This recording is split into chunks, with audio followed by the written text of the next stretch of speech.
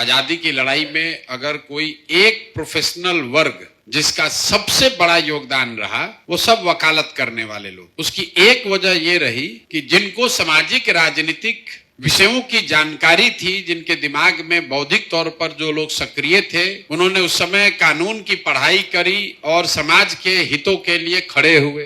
दूसरी एक वजह यह थी कि वो लोग कानून को चूंकि समझते थे, तो इसलिए पुलिस से, प्रशासन से उनका जो डर था वो सामान्य पब्लिक के मुकाबले थोड़ा कम था। ये दो वजह है कि वकीलों की बहुत बड़ी संख्या में भागीदारी आजादी की लड़ाई में रही। लेकिन आज बिहार की व्यवस्था में इतनी बदहाली होने के बाद भी वकीलों की भागीदारी करीब करीब नगण्य है। और दुर्दशा का आलम देखिए कि वकील खड़ा होकर कह रहे हैं कि हमको बचाइए, हमको लॉयर्स प्रोटेक्शन एक्ट की जरूरत है। आप इतना डरे हुए हैं, जो अपना प्रोटेक्शन नहीं कर सकता है वो समाज का प्रोटेक्शन और हित के लिए क्या खड़ा होगा। तो ये दुर्दशा है। और ये दुर्दशा इसलिए, जब समाज बिगड़ रहा था या बिगड़ रहा है, जब आप और हम नहीं खड़े हुए, तो आज स्थिति आ गया है कि अगर वकील साहब लोग भी केस ले लेंगे किसी को, तो उनको भी गोली मारा जा सकता। प्लेटो ने सैकड़ों साल पहले कहा, if you do not participate in democracy, be ready to be ruled by your इंफीरियर्स।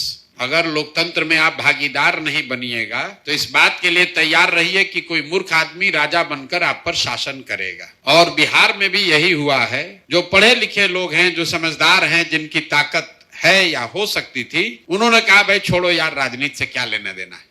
धीरे धीरे वो सब लोग किनारे हो गए और जितना लंपट, बदमाश, माफिया, लुटेरा है, वही राजा बन गया। अब लॉ मिनिस्टर यहाँ कौन बना? जिसको खुद लॉ की कोई जानकारी नहीं है। इक्का दुक्का एग्जाम्पल छोड़ दीजिए, तो ज्यादातर लॉ मिनिस्टर ऐसे ही बने हैं जिसको खुद लॉ की जानकारी नहीं। मैं आपसे आग्रह करूंगा, पहली बात तो आप राजनीति में थोड़ा सक्रिय होइए। राजनीति में सक्रिय होने का मतलब नहीं कि हर आदमी चुनाव लड़े, लेकिन बेसिक जो सामाजिक राजनीतिक जागरूकता है, क्योंकि आप समाज में इतने बड़े समूह से रोज मिलते हैं। नेताओं को छोड़ दीजिए तो सबसे ज्यादा समाज में लोगों से मिलने वाले लोग वकील और डॉक्टर और पुलिस, यही तीन है। किसी शहर में जाइए तो कचहरी सबसे ज्यादा फेमस। कचहरी कहाँ है कोई बता देगा। कचहरी जाना है तो रिक्शा वाले को नहीं बताना है कि कौन चौक है, कचहरी ही चौक है। इतने लोग वहां आते हैं, सामान्य पृष्ठभूमि के लोग। तो आप समाज में जुड़े हुए लोग हैं और आपकी मजबूरी भी है ये काम सुधारना। कोई इंजीनियर है, वो पैसा कमा लिया, रिटायर हो जाएगा, नोएडा, दिल्ली, बॉम्बे में घर बना लेगा।